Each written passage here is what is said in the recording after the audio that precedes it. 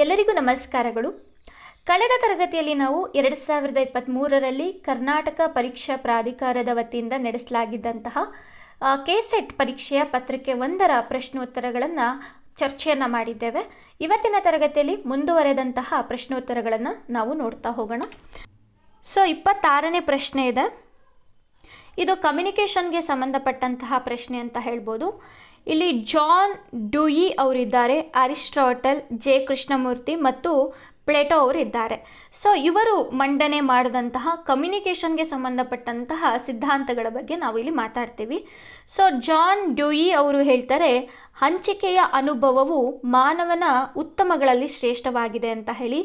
Aristotle ಅವರು ಹೇಳ್ತಾರೆ ethos, pathos ಮತ್ತು ಲೋಗಸ್ನ ಬಗ್ಗೆ.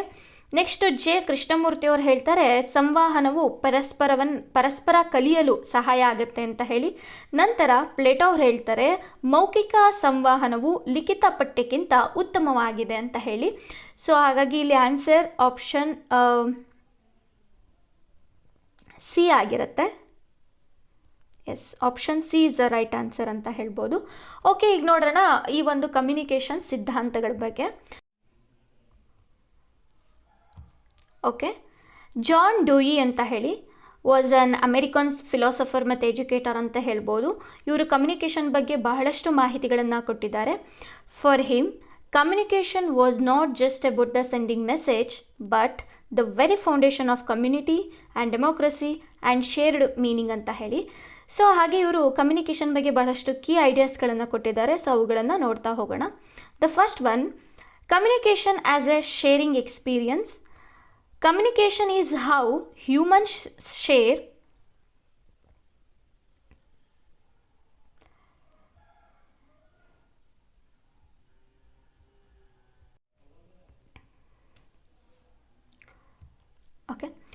communication has sharing experience ಅಂತ ಹೇಳಿ. Communication is how humans share experience and make them common ಅಂತ ಹೇಳಿ. Without communication experience remains private through the communication ಅಂತ ಹೇಳಿ. ಇದಕ್ಕೆ ಒಂದು ಸಣ್ಣ ಉದಾಹರಣೆಯನ್ನು ಕೊಡೋದಾದರೆ, ನಮ್ಮ ಅನುಭವಗಳನ್ನು ನಾವು ಹೇಳ್ಕೊಳ್ಬೇಕಾಗತ್ತೆ. ಉದಾಹರಣೆಗೆ ಒಬ್ಬರು ಸಾಧಕರು ಇರ್ತಾರೆ, ಅವರು ಶಿಕ್ಷಣವನ್ನು ಪಡೆಯಲಿಕ್ಕೆ ಬಹಳಷ್ಟು ಸಮಸ್ಯೆಗಳನ್ನು ಎದುರಿಸಿರ್ತಾರೆ, ಮನೆಯ ಸಮಸ್ಯೆಗಳನ್ನು ಎದುರಿಸಿರ್ತಾರೆ, ಫೈನಾನ್ಷಿಯಲ್ ಸಮಸ್ಯೆಗಳನ್ನು ಎದುರಿಸಿರ್ತಾರೆ, ಮತ್ತು ಒಂದು ಕಾಮನ್ ಮಿಡಲ್ ಕ್ಲಾಸ್ ಫ್ಯಾಮಿಲಿಯಿಂದ ಬಂದಿರ್ತಾರೆ. ಅದ್ರ ಜೊತೆಗೆ ಒಂದು ಯಾವುದೇ ರೀತಿಯಾದಂಥ ಸಪೋರ್ಟ್ ಅವ್ರಿಗಿರೋದಿಲ್ಲ. ಆದರೂ ಕೂಡ ಆ ವ್ಯಕ್ತಿ ಶಿಕ್ಷಣವನ್ನು ಪಡೆದು ಮನೆಗೆ ಸಹಾಯವನ್ನು ಮಾಡಿ ಮನೆಯನ್ನು ನೋಡ್ಕೊಳ್ತಾ ಅವರು ಕೂಡ ಓದಿ ಸಮಾಜದಲ್ಲಿ ಒಂದು ಉನ್ನತ ಹಂತಕ್ಕೆ ಬರ್ತಾರೆ. ಆ ವ್ಯಕ್ತಿ ಮಾತನಾಡುವಂಥ ಸಂದರ್ಭದಲ್ಲಿ ಏನು ಮಾಡಬೇಕಾಗತ್ತೆ ಅಂದರೆ, ಅವರು ತಮ್ಮ ಜೀವನದಲ್ಲಿ ಅನುಭವಿಸಿದಂತಹ ನೋವುಗಳಾಗಿರ್ಬೋದು, ಅನುಭವಗಳಾಗಿರ್ಬೋದು, ಆ ಒಂದು ಫೈನಾನ್ಷಿಯಲ್ ಇಶ್ಯೂಸ್ ಅವರಿಗೆ ಯಾವ ರೀತಿ ಪಾಠವನ್ನು ಕಲಿಸಿದೆ, ಯಾರೂ ಸಪೋರ್ಟ್ ಮಾಡದೆ ಹೋದಾಗಲೂ ಕೂಡ ಅವ್ರು ಏನಾದರೂ ಒಂದು ಸಾಧಿಸ್ಬೇಕಂತ ಹೇಳಿ ಹೇಗೆ ಮುಂದೆ ಬಂದರು, ಈ ರೀತಿಯಾದಂಥ ಅನುಭವದ ನುಡಿಗಳಿದೆಯಲ್ಲ, ಅದು ಬಹಳಷ್ಟು ವಿದ್ಯಾರ್ಥಿಗಳಿಗೆ ಒಂದು ಏನಂತ ಹೇಳ್ತಾರೆ ಮಾದರಿ ಆಗುತ್ತೆ. ಅಷ್ಟು ಕಷ್ಟಗಳಿದ್ರೂ ಕೂಡ ಸಾಧನೆಯನ್ನು ಮಾಡಬಹುದು ಅನ್ನುವಂತಹ ಒಂದು ಮಾದರಿ ಆಗ್ತಾರೆ ಅನ್ನುವಂಥದ್ದನ್ನು ನಾವು ನೋಡ್ಬೋದಾಗಿದೆ. ಹಾಗಾಗಿ ನಾವೊಂದು ಕಮ್ಯುನಿಕೇಷನನ್ನು ಮಾಡುವಂಥ ಸಂದರ್ಭದಲ್ಲಿ, ಒಂದು ವಿಷಯವನ್ನು ಹೇಳುವಂಥ ಸಂದರ್ಭದಲ್ಲಿ ಆ ವಿಷಯದ ಬಗ್ಗೆ ನಮ್ಗೆ ಯಾವುದಾದ್ರೂ ಅನುಭವ ಆಗಿದ್ದರೆ ಅದನ್ನು ಹೇಳ್ಕೊಳ್ಳೋದ್ರಿಂದ ಏನಾಗುತ್ತೆ ಅಂತಂದರೆ, ಆ ಒಂದು ಕಮ್ಯುನಿಕೇಷನ್ ಇರುತ್ತಲ್ಲ ಅದು ಇನ್ನೂ ಸ್ಟ್ರಾಂಗ್ ಆಗ್ತಾ ಹೋಗುತ್ತೆ ಅನ್ನುವಂಥದ್ದನ್ನು ನಾವು ನೋಡ್ಬೋದಾಗಿದೆ. ದ ನೆಕ್ಸ್ಟ್ ಒನ್ ಬಂದು communication create community. Social itself exists because the people communicate. The communication does not just connect people, it is what makes a society ಅಂತ ಹೇಳಿ. ಮನುಷ್ಯನನ್ನು ನಾವು ಸಂಘಜೀವಿ ಅಂತ ಹೇಳಿ ಕರಿತೀವಿ. ಯಾಕೆ ಸಂಘಜೀವಿ ಅಂತ ಹೇಳಿ ಕರಿತೀವಿ ಅಂತ ಹೇಳಿದ್ರೆ, ಆತ ಮಾತಾಡ್ತಾನೆ, ಸುತ್ತ ಇರುವಂಥ ಜನರು ಮಾತುಗಳನ್ನು ಕೇಳಿಸ್ಕೊತಾನೆ, ಅದರಿಂದ ಒಂದು ಆ್ಯಕ್ಷನ್ ಇರುತ್ತೆ. ಈ ರೀತಿ ಇರೋದ್ರಿಂದನೇ ಮನುಷ್ಯನನ್ನು ಸಂಘಜೀವಿ ಅಂತ ಹೇಳುವಂಥದ್ದು. ಹಾಗಾಗಿ ಈ ಒಂದು ಮಾತಾಡಲಿಕ್ಕೆ ಮನುಷ್ಯರಿಗೆ ಮಾತ್ರ ಅವಕಾಶ ಇರುವಂಥದ್ದು. ಹಾಗಾಗಿ ಅದನ್ನು ಬಹಳಷ್ಟು ಉಪಯುಕ್ತವಾಗಿ ನಾವು ಬಳಕೆ ಮಾಡ್ಕೊಳ್ಬೇಕಾಗತ್ತೆ. ಉದಾಹರಣೆಗೆ ಒಂದು ಸಮಾಜಕ್ಕೆ ಒಂದು ಕೊಡುಗೆಯಾಗಿ ಕೊಡುವಂಥ ವಿಚಾರಗಳು, ಅಥವಾ ಸಮಾಜವನ್ನು ಒಂದು ಉನ್ನತ ಹಂತಕ್ಕೆ ತೆಗೆದುಕೊಂಡು ಹೋಗುವಂಥ ವಿಚಾರಗಳು, ಅಥವಾ ಸಮಾಜವನ್ನು ಸದೃಢ ಮಾಡುವಂತಹ ವಿಚಾರಗಳು, ಇವುಗಳ ಬಗ್ಗೆ ಮಾತನಾಡೋದ್ರಿಂದ ಸಮಾಜಕ್ಕೆ ನಾವೊಂದು ಒಳ್ಳೆಯ ಸಂದೇಶವನ್ನು ಕೊಡ್ತಾ ಇದ್ದೀವಿ ಅನ್ನೋ ರೀತಿಯಲ್ಲಿ ಇರುತ್ತೆ. ಸೊ ಹಾಗಾಗಿ ಇಲ್ಲಿ ಕಮ್ಯುನಿಕೇಷನ್ ಅನ್ನೋದು ಕೇವಲ ಒಂದು ಮಾತನಾಡೋದು ಅಂತಲ್ಲ, ಇದು ಸಮಾಜವನ್ನು ಕಟ್ಟುವಂತಹ ಒಂದು ಫೌಂಡೇಶನ್ ಅಂತ ಇಲ್ಲಿ ಹೇಳ್ತಾ ಇದ್ದಾರೆ. ಸೊ ನಂತರ ಕಮ್ಯುನಿಕೇಷನ್ ಮತ್ತು ಡೆಮೋಕ್ರಸಿಯ ಬಗ್ಗೆ ಮಾತನಾಡ್ತಾರೆ. ಸೊ ಡೆಮೋಕ್ರಸಿ ಅಂತ ಹೇಳಿದ್ರೆ ಕೇವಲ ನಾವು ವೋಟ್ ಮಾಡುವಂಥದ್ದು ಅಥವಾ ಒಂದು ಸರ್ಕಾರ ಒಂದು ಆಡಳಿತ ಪಕ್ಷಕ್ಕೆ ಬರುವಂಥದ್ದು ಇದು ಮಾತ್ರ ಅಲ್ಲ. ಒಂದು ಹೆಲ್ತಿ ಡೆಮೋಕ್ರಸಿ ಹೇಗಿರುತ್ತೆ ಗೊತ್ತಾ? The healthy democracy requires open, free and participatory communication ಅಂತ ಹೇಳಿ. ಯಾವಾಗ ನಾಗರಿಕರು ಅವ್ರಿಗಾಗ್ತಿರುವಂಥ ಸಮಸ್ಯೆಗಳ ಬಗ್ಗೆ ಹೇಳ್ಕೊಳ್ತಾರೆ ಅಥವಾ ಅವರ ಒಂದು ಇಶ್ಯೂಸ್ಗಳ ಬಗ್ಗೆ ಹೇಳ್ಕೊತಾರೆ, ಆ ಒಂದು ಇಶ್ಯೂಸ್ಗಳನ್ನು ಆ ಒಂದು ಡೆಮೋಕ್ರಸಿ ಕೇಳ್ತಾ ಇದೆ ಅಂತ ಹೇಳಿದ್ರೆ, ಅಥವಾ ನಾಗರಿಕರಿಗೆ ಮಾತಾಡಲಿಕ್ಕೆ ಆ ಒಂದು ಡೆಮೋಕ್ರಸಿ ಅವಕಾಶ ಮಾಡಿಕೊಟ್ಟಿದೆ ಅಂದರೆ ಅದನ್ನು ನಾವು ಹೆಲ್ತಿ ಡೆಮೋಕ್ರಸಿ ಅಂತ ಹೇಳಿ ಕರಿತೀವಿ. ಸೊ ಮುಂದಿನ ಅಂಶವನ್ನು ನಾವು ನೋಡೋಣ, ಕಮ್ಯುನಿಕೇಷನ್ ಆ್ಯಸ್ ಎಜುಕೇಷನ್ ಅಂತ ಹೇಳಿ. ಸೊ ಇಲ್ಲಿ ಕಮ್ಯುನಿಕೇಷನ್ ಅನ್ನುವಂಥದ್ದು ಶಿಕ್ಷಣ ಕ್ಷೇತ್ರಕ್ಕೆ ಬಂದಂಥ ಸಂದರ್ಭದಲ್ಲಿ ಬಹಳಷ್ಟು ಪ್ರಮುಖ ಪಾತ್ರವನ್ನು ವಹಿಸುತ್ತೆ. ಯಾಕೆ ಅಂತ ಹೇಳಿದ್ರೆ, ಒಂದು ಸಣ್ಣ ಉದಾಹರಣೆಯನ್ನು ನಾನು ಕೊಡ್ತೀನಿ. ಪ್ರಾಥಮಿಕ ಶಿಕ್ಷಣವನ್ನು ನಾವು ಅಭ್ಯಾಸವನ್ನು ಮಾಡ್ತಿದ್ದಂಥ ಸಂದರ್ಭದಲ್ಲಿ ಗುರುಗಳು ಏನೇ ಹೇಳಿದ್ರು ಕೂಡ ಅದನ್ನು ನಾವು ಸತ್ಯ ಅಂತ ಹೇಳಿ ಕರಿತಾ ಇದ್ವಿ. ಉದಾಹರಣೆಗೆ ಎ ಫಾರ್ ಆ್ಯಪಲ್ ಅಂತ ಹೇಳಿದ್ರೆ ಆ್ಯಪಲ್ ಅಷ್ಟೇ. ಎ ಫಾರ್ ಆ್ಯಪಲ್ ಅಂದಮೇಲೆ ಆ್ಯಪಲ್ ಬದಲಿಗೆ ಅಲ್ಲೇನು ಬರಲಿಕ್ಕೆ ಸಾಧ್ಯವೇ ಇಲ್ಲ.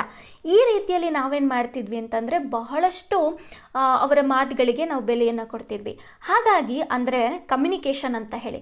ಸೊ ಅವರ ಕಮ್ಯುನಿಕೇಷನ್ಗೆ ಅಷ್ಟು ಪ್ರಾಮುಖ್ಯತೆಯನ್ನು ನಾವು ಕೊಡ್ತಿರ್ತೀವಿ.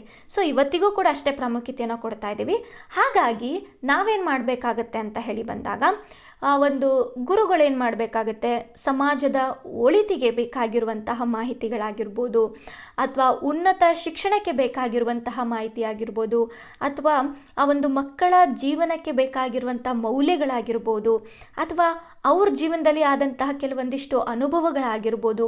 ಸೊ ಈ ರೀತಿ ಒಂದು ಸ್ಟ್ರಾಂಗ್ ಕಮ್ಯುನಿಕೇಷನನ್ನು ಮಾಡೋದ್ರಿಂದ ವಿದ್ಯಾರ್ಥಿಗಳು ಕೂಡ ಏನು ಮಾಡ್ತಾರೆ ಅಂದರೆ ಗುರುಗಳನ್ನು ನೋಡಿ ಇನ್ಸ್ಪೈರ್ ಆಗ್ತಾರೆ, ಮಾದರಿ ಆಗ್ತಾರೆ. ಓಕೆ, ಮುಂದಿನ ವಿಚಾರವನ್ನು ನೋಡೋಣ. ಜೆ ಕೃಷ್ಣಮೂರ್ತಿ ಅಂತ ಹೇಳಿ, ಇವರು ಇಂಡಿಯನ್ ಫಿಲಾಸಫರ್ ಮತ್ತು ಟೀಚರ್ ಆಗಿರ್ತಾರೆ. ಸೊ ಇವರು ಕೂಡ ಕಮ್ಯುನಿಕೇಷನ್ಗೆ ಸಂಬಂಧಪಟ್ಟಂಥ ಹಲವಾರು ಮಾಹಿತಿಗಳನ್ನು ಕೊಟ್ಟಿದ್ದಾರೆ ಅನ್ನೋದನ್ನು ನೋಡೋಣ. ದ ಫಸ್ಟ್ ಪಾಯಿಂಟ್ ಬಂದು communication as direct perception of truth ಅಂತ ಹೇಳಿ. Real communication happens only when people listen without prejudice, conditioning and ego. Words are limited. The true understanding comes when the minds meet in silence and clarity ಅಂತ ಹೇಳಿ. So ಇವರು ಹೇಳ್ತಿರೋ ಪ್ರಕಾರ first point ಏನಂದರೆ, ಒಂದು real communication ಯಾವಾಗ ಆಗುತ್ತೆ ಅಂತ ಹೇಳಿದ್ರೆ, ನಾವೊಬ್ಬರು ಮಾತನ್ನು ಕೇಳಿಸ್ಕೊಳ್ಬೇಕಾದ್ರೆ ಯಾವುದೇ ರೀತಿಯಾದಂಥ ಜಡ್ಜ್ಮೆಂಟನ್ನು ಮಾಡ್ದಂಗೆ, ಯಾವುದೇ ರೀತಿ ಈಗೋವನ್ನು ಇಟ್ಕೊಳ್ದಂಗೆ ನಾವೇನು ಮಾಡಬೇಕಾಗತ್ತೆ, ಅವ್ರ ಮಾತನ್ನು ಕೇಳಿಸ್ಕೊಳ್ಬೇಕಾಗತ್ತೆ. ಆಗ ಮಾತ್ರ ಒಂದು ರಿಯಲ್ ಕಮ್ಯುನಿಕೇಷನ್ ಆಗಲಿಕ್ಕೆ ಅದು ಸಾಧ್ಯ ಅಂತ ಹೇಳಿ. ಓಕೆ, ಸೆಕೆಂಡ್ ಪಾಯಿಂಟ್ ಬಂದು listening without interpretation and learning by each others ಅಂತ ಹೇಳಿ.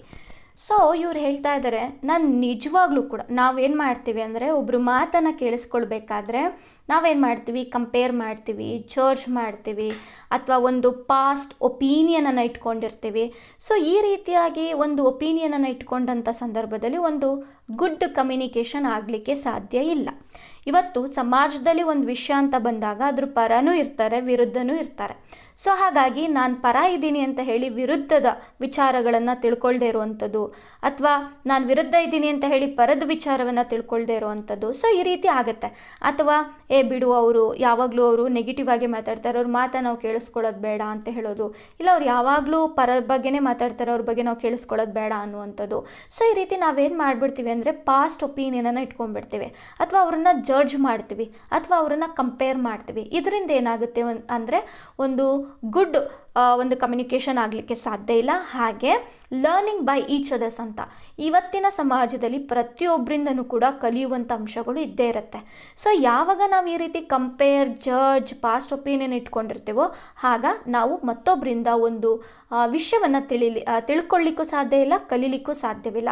ಹಾಗಾಗಿ ನಾವು ಯಾವುದೇ ರೀತಿಯಾದಂಥ ಕಂಪೇರ್, ಜಡ್ಜ್ ಯಾವುದನ್ನು ಮಾಡ್ದಂಗೆ ನಾವೊಬ್ಬರು ಮಾತನ್ನು ಒಂದು ಓಪನ್ ಮೈಂಡಿಂದ ಕೇಳೋದ್ರಿಂದ ಅವರಿಂದ ಬಹಳಷ್ಟು ವಿಷಯವನ್ನು ತಿಳಿದುಕೊಳ್ಳುವಂಥ ಅವಕಾಶ ನಮಗೆ ಸಿಗುತ್ತೆ ಅಂತ ಹೇಳ್ತಾ ಇದ್ದಾರೆ.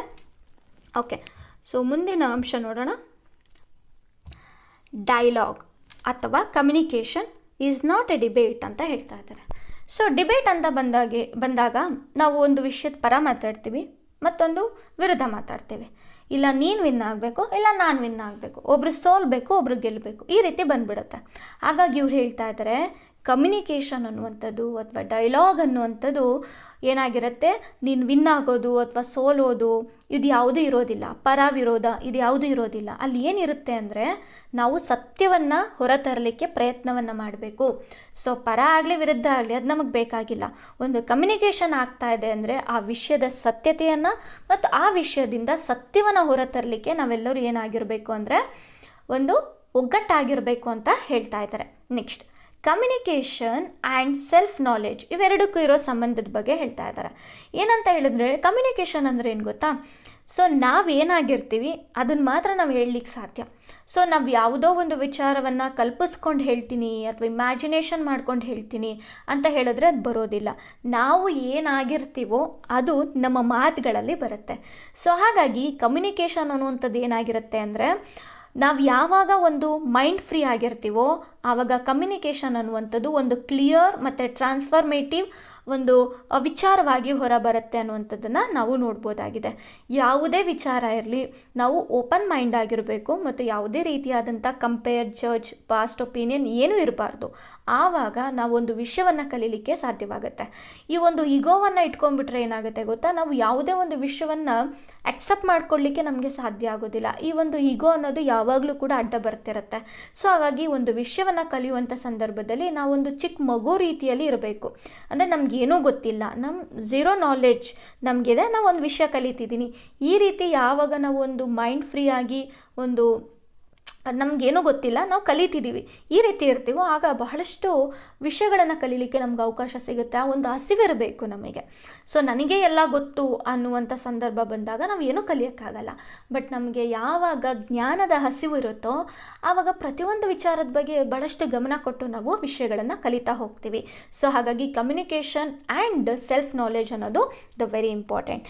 ದೆನ್ ಸೈಲೆನ್ಸ್ ಆ್ಯಸ್ ಕಮ್ಯುನಿಕೇಷನ್ ಅಂತ ಹೇಳಿದ್ದಾರೆ. ಪ್ರತಿ ಬಾರಿಯೂ ಕೂಡ ನಾವು ಮಾತಾಡಿನೇ ಹೇಳಬೇಕು ಅಂತ ಇಲ್ಲ, ಕೆಲವೊಂದು ಬಾರಿ ಮೌನ ಕೂಡ ಮಾತಾಡತ್ತೆ. ಸೊ ಕಮ್ಯುನಿಕೇಷನ್ ಅನ್ನುವಂಥದ್ದು ಕೇವಲ ವರ್ಬಲ್ ಅಲ್ಲ. ಸೊ ಅದೇನಾಗಿರುತ್ತೆ ಅಂದರೆ ನಾನ್ ವರ್ಬಲ್ ಕೂಡ ಆಗಿರುತ್ತೆ. ಅಂದರೆ ಕೇವಲ ಮೌನದಿಂದ, ಕಣ್ಣಿನಿಂದ ಮಾತನಾಡುವಂಥದ್ದನ್ನು ಕೂಡ ನಾವು ನೋಡಿದ್ದೀವಿ. ಹಾಗಾಗಿ ಮೌನ ಕೂಡ ಮಾತಾಡುತ್ತೆ ಅನ್ನುವಂಥ ವಿಚಾರವನ್ನು ಇಲ್ಲಿ ಕೃಷ್ಣಮೂರ್ತಿಯವರು ಹೇಳ್ತಾ ಇದ್ದಾರೆ. ಓಕೆ, ಸೊ ಮುಂದಿನ ಒಂದು ವಿಚಾರವನ್ನು ನೋಡೋದಾದರೆ, ಸೊ ಇಲ್ಲಿ ಅರಿಸ್ಟಾಟಲ್ರವರು ಒಂದು ಕಮ್ಯುನಿಕೇಷನ್ ಆಗಲಿಕ್ಕೆ ಬೇಕಾಗಿರುವಂತಹ 3 ಜನರನ್ನು ಹೇಳ್ತಾರೆ. ಒಂದು ಕಮ್ಯುನಿಕೇಷನ್ ಅಂದರೆ ಏನು, ಒಂದು ಸ್ಪೀಕರ್ ಆಗಿರ್ತಾನೆ, ಮಾತನಾಡುವಂಥ ವ್ಯಕ್ತಿ, ಇನ್ನೊಬ್ಬರು ಆಡಿಯನ್ಸ್ ಅದನ್ನು ಕೇಳುವಂಥ ವ್ಯಕ್ತಿ, ನಂತರ ಮೆಸೇಜ್, ಅಲ್ಲಿ ಯಾವ ಮೆಸೇಜ್ ಬಂತು. ಸೊ ಈ 3 ಅಂಶಗಳು ಬೇಕು. ಈ 3 ಅಂಶಗಳಿಗೆ ಅವರು ಎಥೋಸ್, ಪ್ಯಾಥೋಸ್ ಮತ್ತು ಲೋಗೋಸ್ ಅನ್ನುವಂತಹ ಒಂದು ಕಾನ್ಸೆಪ್ಟನ್ನು ತೊಗೊಂಬರ್ತಾರೆ. ಸೊ ಎಥೋಸ್ ಅಂತ ಹೇಳಿದ್ರೆ ಟ್ರಸ್ಟ್ ಅಂತ ಹೇಳಿ, ಸೊ ಇದು ಸ್ಪೀಕರ್ ಮಾತನಾಡುವಂಥದ್ದು. ಸೊ ಪ್ಯಾಥೋಸ್ ಅಂತ ಹೇಳಿದ್ರೆ ಇಮೋಷನ್, ಇದು ಆಡಿಯನ್ಸ್ ಅನುಭವಿಸುವಂಥದ್ದು. ದ ಲೋಗೋಸ್ ಅಂತ ಹೇಳಿದ್ರೆ ಒಂದು ಲಾಜಿಕ್, ಒಂದು ಮೆಸೇಜ್ ಎಷ್ಟು ಲಾಜಿಕ್ ಆಗಿದೆ ಅಂತ ಯೋಚನೆ ಮಾಡುವಂಥದ್ದು. ಸೊ ಇಲ್ಲಿ ಎಥೋಸ್ಗೆ ಒಂದು ಸಣ್ಣ ಉದಾಹರಣೆಯನ್ನು ಕೊಡೋದಾದರೆ, ನಾವು ಆಸ್ಪತ್ರೆಗೆ ಹಲ್ಲು ನೋವು ಅಂತ ಹೇಳಿ ಹೋಗ್ತೇವೆ. ಆಗ ಡಾಕ್ಟರ್ ಏನು ಮಾಡ್ತಾರೆ ಅಂತ ಹೇಳಿದ್ರೆ ಎಲ್ಲ ಟ್ರೀಟ್ಮೆಂಟನ್ನು ಕೊಡ್ತಾರೆ. ಅದಾದಮೇಲೆ ಒಂದು ಟೂತ್ ಪೇಸ್ಟನ್ನು ರೆಕಮೆಂಡೇಷನ್ ಮಾಡ್ತೀನಿ, ನೀವು ಅದನ್ನು ತಗೊಳ್ಳಿ, ನಾಳೆಯಿಂದ ನಿಮಗೆ ಹಲ್ಲು ನೋವು ಬರಲ್ಲ, ಮಾಯ ಆಗುತ್ತೆ ಅಂತ ಹೇಳ್ತಾರೆ. ಸೊ ನಾವೇನು ಮಾಡ್ತೀವಿ ಅಂದರೆ ಅವ್ರ ಮಾತನ್ನು ನಂಬ್ತೀವಿ. ಯಾಕೆಂದರೆ ಅವರು ಡಾಕ್ಟರ್ ಆಗಿರ್ತಾರೆ. ಸೊ ಅವ್ರೇನು ಮಾಡ್ತಾ ಇದ್ದಾರೆ, ಒಂದು ಸ್ಪೀಕರ್ ಸ್ಥಾನವನ್ನು ತುಂಬ್ತಾ ಇದ್ದಾರೆ. ಸೊ ಸ್ಪೀಕರ್ ಮಾತನಾಡುವಂತಹ ವಿಚಾರಗಳ ಬಗ್ಗೆ ನಾವೇನು ಮಾಡ್ತೀವಿ, ಟ್ರಸ್ಟ್ ಅಂದರೆ ನಂಬಿಕೆಯನ್ನು ಇಡ್ತೀವಿ ಅಂತ ಹೇಳಿ. ನಂತರ ಪ್ಯಾಥೋಸ್ ಅಂತ ಅಂದರೆ ಇಮೋಷನ್ ಅಂತ ಹೇಳಿ. ಸೊ ಉದಾಹರಣೆಗೆ ಒಂದು ಹೇಳ್ಬೇಕಂದ್ರೆ ಒಂದು ಚಾರಿಟಿ ಏನು ಮಾಡ್ತಾ ಇರುತ್ತೆ, ಒಂದು ಆ್ಯಡ್ ಶೂಟ್ ಮಾಡ್ತಾ ಇರುತ್ತೆ. ಸೊ ಆ ಒಂದು ಆ್ಯಡ್ ಶೂಟಲ್ಲಿ ಏನು ಮಾಡಿರ್ತಾರೆ ಅಂದರೆ ಒಂದು ಹಸುವಿನಿಂದ ಒಂಥರ ತುಂಬ ಫೀಲ್ ಮಾಡ್ಕೊಂಡಿರುವಂಥ ಒಂದು ಮಗುವಿನ ಚಿತ್ರವನ್ನು ಹಾಕ್ತಾರೆ. ಸೊ ಆ ಚಿತ್ರವನ್ನು ನೋಡಿದ ನಮಗೆ ಫೀಲ್ ಆಗುತ್ತೆ, ಫೀಲ್ ಆಗಲಿ ಅಂತಲೇ ಆ ಫೋಟೋ ಹಾಕಿರ್ತಾರೆ, ಬಟ್ ನಾವು ಫೀಲ್ ಆಗ್ತೀವಲ್ಲ, ಸೊ ಅದನ್ನು ನಾವು ಪ್ಯಾಥೋಸ್ ಅಂತ ಹೇಳಿ ಕರಿತೀವಿ. ಸೊ ಇದನ್ನು ನಾವೇನಂತ ಹೇಳ್ಬೋದು ಅಂದರೆ ಇಮೋಷನ್ ಅಂತ ಹೇಳ್ಬೋದು. ಸೊ ಇದು ಆಡಿಯನ್ಸ್ ಅನುಭವಿಸುವಂಥ ಒಂದು ವಿಚಾರ. ನಂತರ ಲೋಗೋಸ್ ಅಂದರೆ ಲಾಜಿಕ್, ರೀಸನ್, ಪ್ರತಿಯೊಂದಕ್ಕೂ ಲಾಜಿಕ್, ಅದು ಯಾಕೆ ಹಾಗೆ, ಇದು ಯಾಕೆ ಹೀಗೆ. ಸೊ ಫಾರ್ ಎಕ್ಸಾಂಪಲ್ ಈಗ ಒಂದು ಕಾರ್ ಕಂಪ್ನಿಯವ್ರು ಏನು ಮಾಡ್ತಾರೆ ಅಂದರೆ ಯಾವ್ಯಾವ ಒಂದು ಏನಂತ ಹೇಳ್ತಾರೆ ಫ್ಯೂಯಲ್ ಎಫಿಷಿಯನ್ಸಿ ಬಗ್ಗೆ ಒಂದು ಲಿಸ್ಟ್ ಮಾಡ್ತಾರೆ. ಸೊ ನಾವು ಆ ಲಿಸ್ಟ್ ನೋಡಿದ ಕೂಡಲೇ ಹೌದಾ ಇದು ಯಾಕೆ ಹೀಗೆ, ಇದು ಯಾಕಾಗೆ ನಾವು ಚೆಕ್ ಮಾಡ್ತೀವಿ, ಹೌದಾ ಅವ್ರು ಹೇಳಿದ ನಿಜಾನಾ ಅಂತ ಹೇಳಿ. ಯಾವುದೋ ಒಂದು ರಿಪೋರ್ಟ್ ಬಂತು ಅಂತಂದರೆ ಅದರಲ್ಲಿ ಸತ್ಯಾಸತ್ಯತೆಗಳನ್ನು ಹುಡುಕ್ತಾ ಹೋಗ್ತೀವಿ. ಸೊ ಇದನ್ನು ನಾವು ಲಾಜಿಕ್ ಅಥವಾ ರೀಸನ್ ಅಂತ ಕರಿತೀವಿ. ಇದನ್ನು ನಾವು ಮೆಸೇಜಿಗೆ ಹೋಲಿಸ್ಬೋದು. ಸೊ ಹಾಗಾಗಿ ಇದೊಂದು ಕಮ್ಯುನಿಕೇಷನ್ಗೆ ಸಂಬಂಧಪಟ್ಟಂಥ ವಿಚಾರ ಆಗಿರುತ್ತೆ, ethos, pathos and logos. So ಇದ್ರ ಬಗ್ಗೆ ಯಾವಾಗಲೂ ಕೂಡ ಕ್ವಶನ್ಗಳು ಬರ್ತಿರತ್ತೆ. ಓಕೆ, ಮುಂದಿನ ಒಂದು ವಿಚಾರಕ್ಕೆ ಹೋಗೋಣ. ಸೊ ಮುಂದಿನ ವಿಚಾರವನ್ನು ನೋಡೋದಾದರೆ ಪ್ಲೇಟೋಸ್ ಐಡಿಯಾಸ್ ಅಂತ ಹೇಳಿ. ಸೊ ಇವರು ಓರಲ್ ಮತ್ತು ರಿಟರ್ನ್ ಕಮ್ಯುನಿಕೇಷನ್ ಬಗ್ಗೆ ಬಹಳಷ್ಟು ವಿಚಾರಗಳನ್ನು ಹೇಳಿದ್ದಾರೆ. ಸೊ ಅದನ್ನು ನೋಡ್ತಾ ಹೋಗೋಣ. ಸೊ ಮುಂದಿನ ವಿಚಾರವನ್ನು ನೋಡೋದಾದರೆ ಪ್ಲೇಟೋಸ್ ಐಡಿಯಾಸ್ ಅಂತ ಹೇಳಿ. ಸೊ ಇವರು ಓರಲ್ ಮತ್ತು ರಿಟರ್ನ್ ಕಮ್ಯುನಿಕೇಷನ್ ಬಗ್ಗೆ ಬಹಳಷ್ಟು ವಿಚಾರಗಳನ್ನು ಹೇಳಿದ್ದಾರೆ. ಸೊ ಅದನ್ನು ನೋಡ್ತಾ ಹೋಗೋಣ. ಸೊ ರೈಟಿಂಗ್ ಬಗ್ಗೆ ಅವರೊಂದು ಮಾತನ್ನು ಹೇಳಿದ್ದಾರೆ. ಫೆಡ್ರಾಸ್ ಅನ್ನುವಂತಹ ಗ್ರಂಥದಲ್ಲಿ ಪ್ಲೇಟೋ ಬರಹದ ಕುರಿತು ಒಂದು ಟೀಕೆಯನ್ನು ಮಾಡ್ತಾರೆ. ಮಾತು ಬರಹಕ್ಕಿಂತ ಶ್ರೇಷ್ಠ ಅಂತ ಹೇಳ್ತಾರೆ.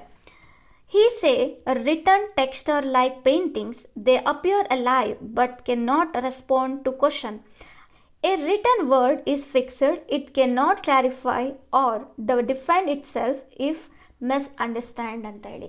ಅಂದರೆ ಒಂದು ವಿಚಾರವನ್ನು ನಾವು ಓದ್ತಾ ಇರ್ತೀವಿ. ಸೊ ಆ ಸಂದರ್ಭದಲ್ಲಿ ಏನಾಗುತ್ತೆ ಅಂದರೆ ಆ ವಿಚಾರ ನಿಜವೋ ಸುಳ್ಳು ಅಂತೇಳಿ ನಮಗೆ ಡೌಟ್ ಬರುತ್ತೆ. ಡೌಟ್ ಬಂದಂಥ ಸಂದರ್ಭದಲ್ಲಿ ನಾವು ಕ್ವಶನನ್ನು ಕೇಳ್ಕೊತೀವಿ ನಮ್ಮ ಸೆಲ್ಫಿಗೆ. ಆಗ ಅಥವಾ ನಾವು ರೈಟಿಂಗಿಗೆ ಕ್ವಶನ್ ಕೇಳಿದ್ರು ಕೂಡ ಅದು ಆನ್ಸರ್ ಮಾಡಲ್ಲ. ಸೊ ಇದನ್ನೇ ಇವ್ರು ಹೇಳ್ತಾ ಇರೋದು. ಬಟ್ ಆದರೆ ಯಾರೋ ಒಬ್ಬರು ನಿಂತ್ಕೊಂಡು ಮಾತಾಡ್ತಿದ್ದಾರೆ, ಅವ್ರ ವಿಚಾರಗಳು ನಮಗೆ ಡೌಟ್ ಅನ್ಸಿದ್ರೆ ನಾವು ಅಲ್ಲೇ ಎದ್ದು ನಿಂತ್ಕೊಂಡು ಕ್ವಶನ್ ಮಾಡ್ತೀವಿ, ಅವ್ರು ಆನ್ಸರ್ ಮಾಡ್ತಾರೆ. ಬಟ್ ಆದರೆ ಇಲ್ಲಿ ನಮಗೆ ಕ್ವಶನ್ ಬಂದಂಥ ಸಂದರ್ಭದಲ್ಲಿ ಆನ್ಸರ್ ಮಾಡಲಿಕ್ಕೆ ಬರಹದ ಕೈಲಿ ಅಥವಾ ರೈಟಿಂಗ್ ಕೈಲಿ ಆಗಲ್ಲ ಅಂತ ಹೇಳಿ ಪ್ಲೇಟೋ ಅವ್ರು ಹೇಳ್ತಾ ಇದ್ದಾರೆ. Okay, oral communication is A living dialogue ಅಂತ ಹೇಳಿದ್ದಾರೆ.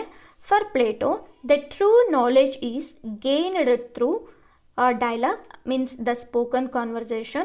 In a dialogue, the speaker can answer questions and adapt to the listener and guide understanding.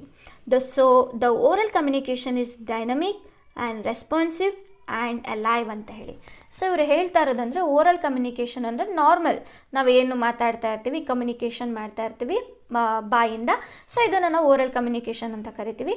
So ಇದರಿಂದ ಏನಾಗುತ್ತೆ ಅಂದರೆ ಒಂದು ಟ್ರೂ ನಾಲೆಜನ್ನು ಪಡ್ಕೊಳ್ಳಿಕ್ಕೆ ಸಾಧ್ಯ ಆಗುತ್ತೆ. ಸೊ ಯಾರಾದ್ರೂ ಸ್ಪೀಕರ್ಗೆ ಕ್ವಶನ್ ಕೇಳಿದಂಥ ಸಂದರ್ಭದಲ್ಲಿ ಸ್ಪೀಕರ್ ಏನು ಮಾಡ್ತಾರೆ, ಆನ್ಸರ್ ಮಾಡ್ತಾರೆ, ಮತ್ತು ಆ ಒಂದು ಲಿಸ್ನರ್ಗೆ ಅರ್ಥ ಮಾಡಿಸ್ಲಿಕ್ಕೆ ಪ್ರಯತ್ನ ಪಡ್ತಾರೆ. ಸೊ ಏನಿದು ವಿಚಾರ ಅಂತ ಹೇಳಿ.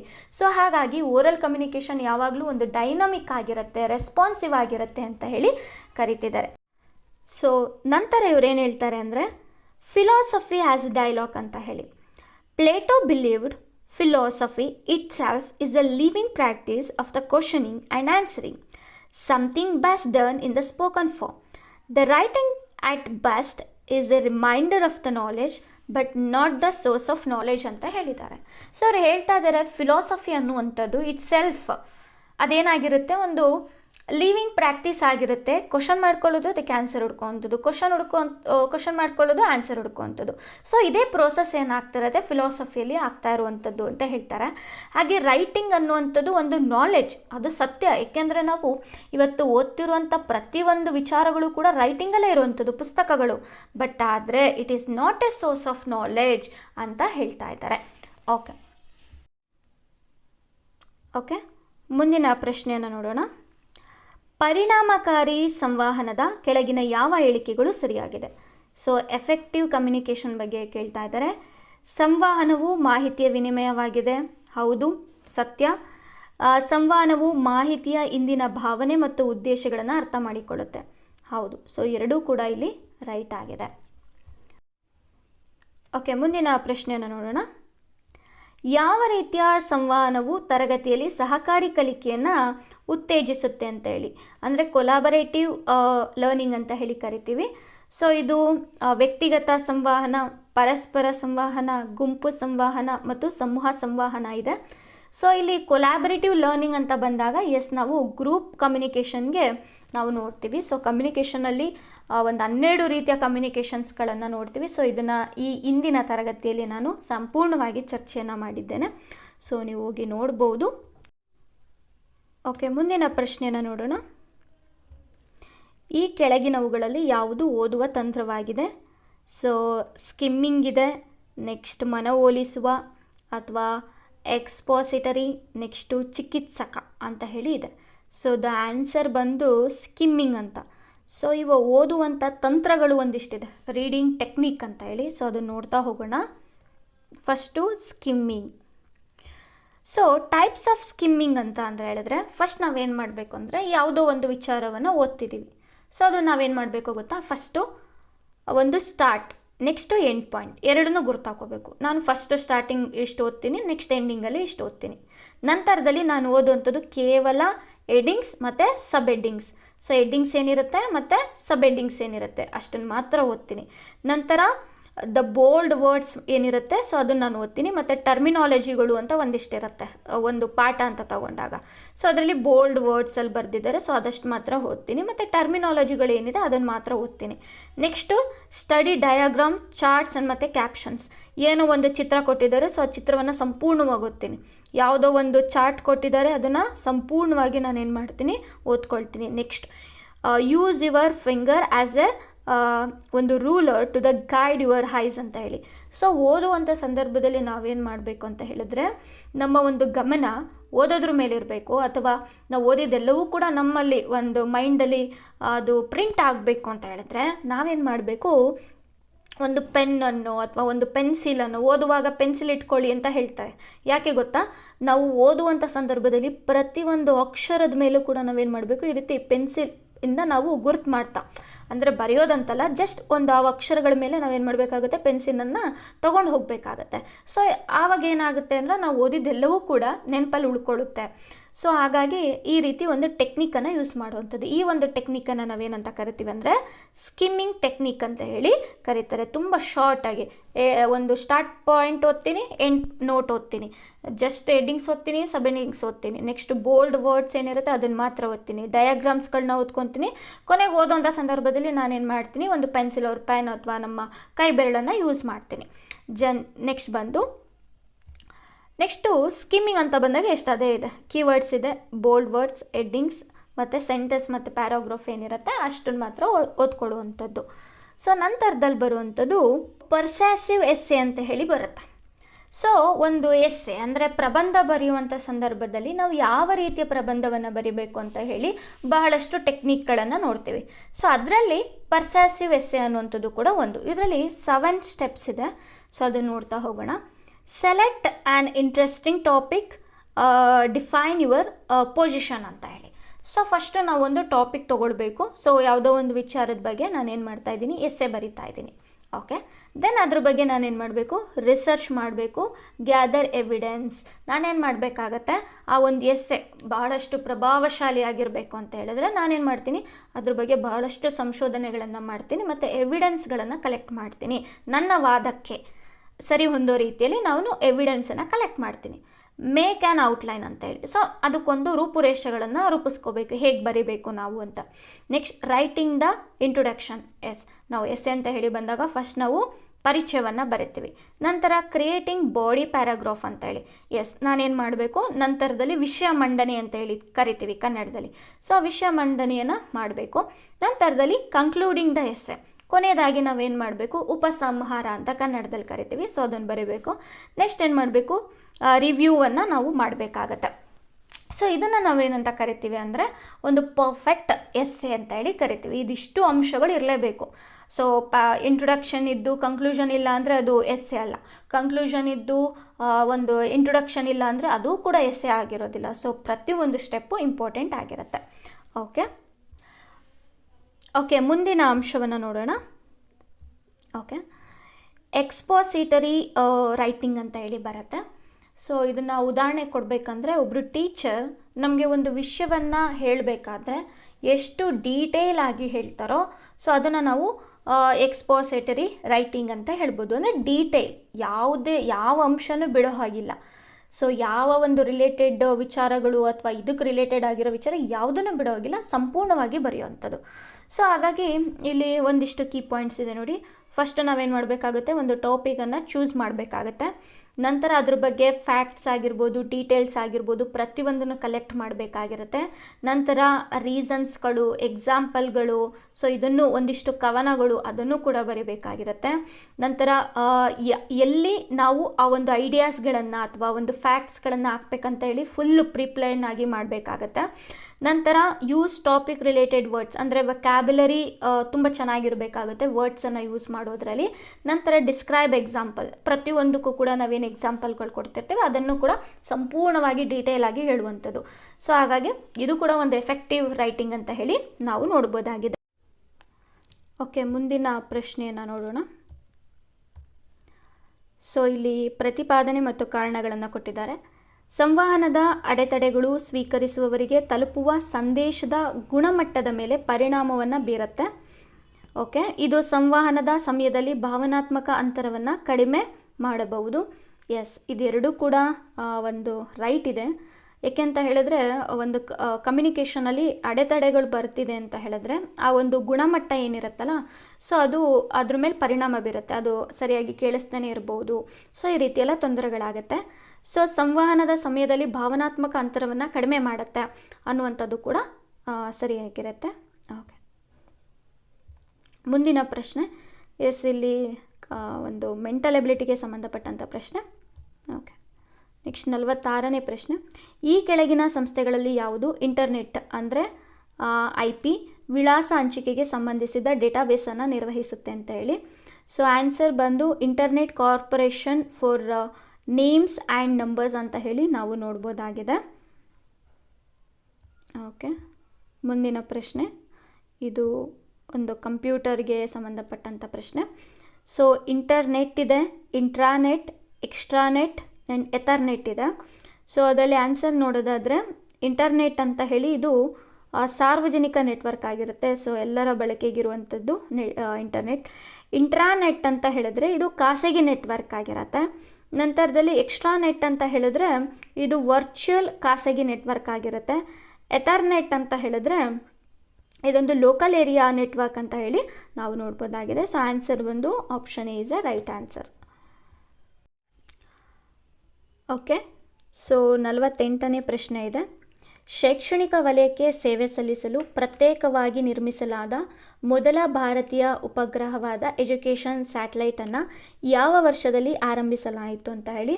ಸೊ ದ ರೈಟ್ ಆನ್ಸರ್ ಬಂದು 2004. ಇದ್ರ ಬಗ್ಗೆ ವಿವರವನ್ನು ನೋಡ್ತಾ ಹೋಗೋಣ. Okay, so September 20, 2004 education satellite ಎಂದು ಕರೆಯಲ್ಪಡುವಂತಹ ಜಿಯೋ ಸಿಂಕ್ರೋನಸ್ ಅನ್ನುವಂತಹ ಒಂದು ಉಪಗ್ರಹ 3. ಸೊ ಇದು ಶಾಲಾ ಮಟ್ಟದಿಂದ ಉನ್ನತ ಶಿಕ್ಷಣದವರೆಗಿನ ದೂರಸ್ಥ ತರಗತಿಯ ಶಿಕ್ಷಣಕ್ಕಾಗಿ ಉದ್ದೇಶಿಸಲಾಗಿರುವಂತಹ ಒಂದು ಉಪಗ್ರಹ ಅಂತ ಹೇಳಿ ನಾವು ಕರೆಯಬಹುದಾಗಿರುತ್ತೆ. ಶೈಕ್ಷಣಿಕ ಸಾಮಗ್ರಿಗಳನ್ನು ತಲುಪಿಸಲು ದೇಶಕ್ಕೆ ಉಪಗ್ರಹ ಆಧಾರಿತ ದ್ವಿಮುಖ ಸಂವಹನವನ್ನು ಒದಗಿಸುವ ಮೊದಲ ಮೀಸಲಾದಂತಹ ಶೈಕ್ಷಣಿಕ ಉಪಗ್ರಹ ಅಂತ ಹೇಳಿ ನಾವಿದನ್ನು ಕರಿಬಹುದಾಗಿರುತ್ತೆ. ಸೊ ಇದು first dedicated to educational satellite for the distance class room education from the school level to higher education ಅಂತ ಹೇಳಿ ನಾವು ನೋಡ್ಬೋದಾಗಿರುತ್ತೆ. ಓಕೆ, ಮುಂದಿನ ಪ್ರಶ್ನೆಯನ್ನು ನಾವು ನೋಡೋಣ. Yes, so physical class room ಇದೆ, virtual class room, hybrid class room ಮತ್ತು ರೆಕಾರ್ಡ್ ವಿಡಿಯೋಸ್ ಇದೆ. ಸೊ ಓಕೆ, ಇಲ್ಲಿ ಫಿಸಿಕಲ್ ಕ್ಲಾಸ್ ರೂಮ್ ಅಂತ ಹೇಳಿ ಬಂದಂಥ ಸಂದರ್ಭದಲ್ಲಿ ಇದನ್ನು ನಾವು ಆಫ್ಲೈನ್ ಸಿಂಕ್ರೋನಸ್ ಅಂತ ಹೇಳಿ ಕರಿತೀವಿ. ನಂತರದಲ್ಲಿ ವರ್ಚುವಲ್ ಕ್ಲಾಸ್ ರೂಮ್ ಅಂತ ಹೇಳಿ ಬಂದಂಥ ಸಂದರ್ಭದಲ್ಲಿ ಇದನ್ನು ಆನ್ಲೈನ್ ಸಿಂಕ್ರೋನಸ್ ಅಂತ ಹೇಳಿ. ನಂತರದಲ್ಲಿ ಹೈಬ್ರಿಡ್ ಕ್ಲಾಸ್ ರೂಮ್ ಅಂತ ಹೇಳಿ ಬಂದಾಗ ಇದನ್ನು ಆನ್ಲೈನ್ ಆ್ಯಂಡ್ ಆಫ್ಲೈನ್ ಅಸಿಂಕ್ರೋನಸ್ ಅಂತ ಹೇಳಿ ಕರಿತೀವಿ. ನಂತರದಲ್ಲಿ ರೆಕಾರ್ಡೆಡ್ ವಿಡಿಯೋವನ್ನು ಆನ್ಲೈನ್ ಆರ್ ಆಫ್ಲೈನ್ ಅಸಿಂಕ್ರೋನಸ್ ಅಂತ ಹೇಳಿ ಕರಿತೀವಿ. ಸೊ ಇವುಗಳ ಬಗ್ಗೆ ನೋಡ್ತಾ ಹೋಗೋಣ. ಓಕೆ, ಸೊ ಇಲ್ಲಿ ಸಿಂಕ್ರೋನಸ್ ಆ್ಯಂಡ್ ಅಸಿಂಕ್ರೋನಸ್ ಅಂತ ಇದೆ. ಸೊ ಸಿಂಕ್ರೋನಸ್ ಅಂತ ಹೇಳಿದ್ರೆ students learn at the same time. Communication is A live and real time feedback and clarification ಇವೆಲ್ಲವೂ ಕೂಡ ಇರುತ್ತೆ.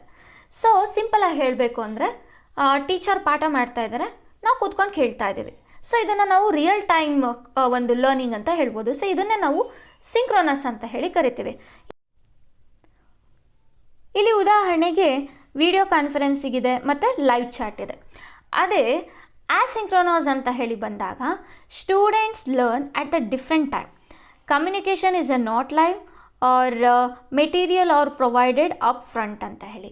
ಅಂದರೆ ನಾವು ರೆಕಾರ್ಡ್ ವಿಡಿಯೋವನ್ನು ಕೇಳುವಂಥದ್ದು ಅಥವಾ ಈಗ ಆಲ್ರೆಡಿ ಅಪ್ಲೋಡ್ ಮಾಡಿರುವಂತಹ ವೀಡಿಯೋಸ್ಗಳನ್ನು ಕೇಳುವಂಥದ್ದು ಅಥವಾ ತರಗತಿಗಳನ್ನು ಕೇಳುವಂಥದ್ದು. ಅಂದರೆ ರಿಯಲ್ ಟೈಮಲ್ಲಿ ಕೇಳಲ್ಲ, ನಮಗೆ ಯಾವಾಗ ಟೈಮ್ ಸಿಗುತ್ತೋ ಆವಾಗ ನಾನು ತರಗತಿಗಳನ್ನು ಕೇಳ್ತೀನಿ. ಸೊ ಅದನ್ನು ನಾವು ರೆಕಾರ್ಡ್ ವೀಡಿಯೋಸ್ ಅಂತ ಹೇಳ್ಬೋದು ಅಥವಾ ಈಗ ಆಲ್ರೆಡಿ ಅಪ್ಲೋಡ್ ಮಾಡಿರೋ ವೀಡಿಯೋಸ್ಗಳಾಗಿರ್ಬೋದು. ಇದಿಷ್ಟು ವ್ಯತ್ಯಾಸವನ್ನು ನಾವು ನೋಡ್ತೀವಿ. ಸೊ ಸಿಂಕ್ರೋನಸ್ ಅಂತ ಬಂದಾಗ ನಾವು ಎರಡು ರೀತಿ ನೋಡ್ತೀವಿ, ಒಂದು ಆನ್ಲೈನ್ ಮತ್ತು ಆಫ್ಲೈನ್ ಅಂತ ಹೇಳಿ. ಸೊ ಅವುಗಳ ಬಗ್ಗೆ ನೋಡ್ತಾ ಹೋಗೋಣ. ಎಸ್, ಇಲ್ಲಿ ನಾವು ಫಿಸಿಕಲ್ ಲರ್ನಿಂಗ್ ಕ್ಲಾಸ್ ರೂಮ್ ಅನ್ನು ನೋಡ್ತಾ ಇದ್ದೀವಿ.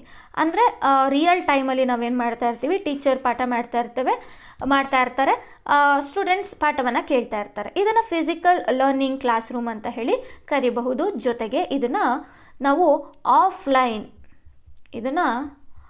ಆಫ್ಲೈನ್ ಸಿಂಕ್ರೋನಸ್ ಅಂತ ಕೂಡ ಹೇಳ್ಬೋದಾಗಿರುತ್ತೆ.